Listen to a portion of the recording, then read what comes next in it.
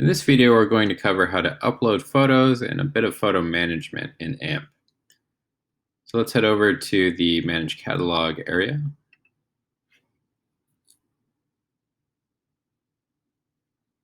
And then on the left side, we have a tab for photos. This screen is really only designed for the uploading and also removing of photos. So let's click Upload More Photos, select Files, and I already have a folder of a couple images put together here, as well as an example. So in AMP, we don't have any hard rules for how you name your photo files. Anything will technically work. But I also have an example of an ideal photo name. And what I mean by that is I renamed my photo. Instead of it saying dining chair, I renamed it to include the SKU as well as the collection name and category and the item name and a -1, just in case there's supporting photos like angle shots, close-ups, and so on. I could keep it organized by giving them numbers. So this is the first photo, as in the most important. Maybe it's the hero shot or the collection shot. And then I could label the next one -2, -3, -4, and so on. I'll show you in a moment why it's important to at least plug in the SKU. If that's all you do is add the SKU to the photo names and dash number or letter, you'll be set up for success when it comes to matching. So let's upload just this one photo. I guess we can upload all the photos here at once, but I'll work with that one photo as an example here in a second.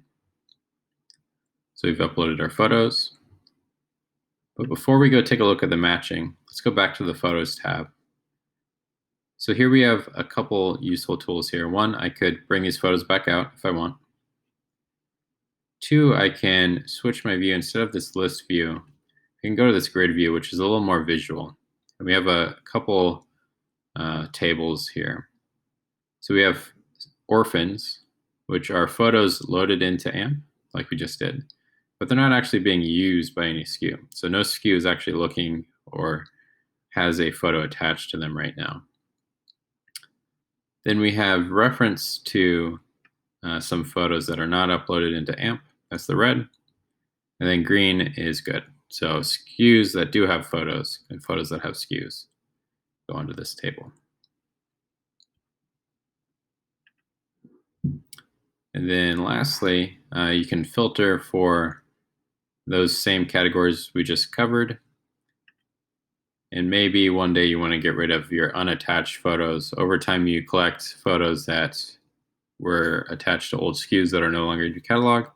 You can filter for unattached, select all, and delete, just to keep things clean and maintained. Now, to go over why I included the SKU in the photo, let's go over to the photo matching tool. And the way to get there is you go to slideshows and then click on match photos here. So match photos in my catalog, my full catalog here. So you click on that guy. I already have it pulled up in another tab here. And this is what it looks like when you first load the screen. We'll cover this tool here in the next video, but the reason I included the SKU in the photo file name is because we have a search function here. So I can search for my SKU up top. So 2, 3, 4, 5. And then I can double click on that SKU and it pops that SKU into my photo search. And now I found my photo very quickly. I don't have to search in either of these boxes if I don't want to. I can just browse my catalog in this view and double click SKUs, double click names of pages, and you'll notice the search over here on the right is grabbing that information. But because I gave some context in the photo name, I can now make better use of searching my photos here. Instead of photo 1, photo 2, photo 3, I have a SKU to search for. So I click on my SKU, click on my photo, and I'm done.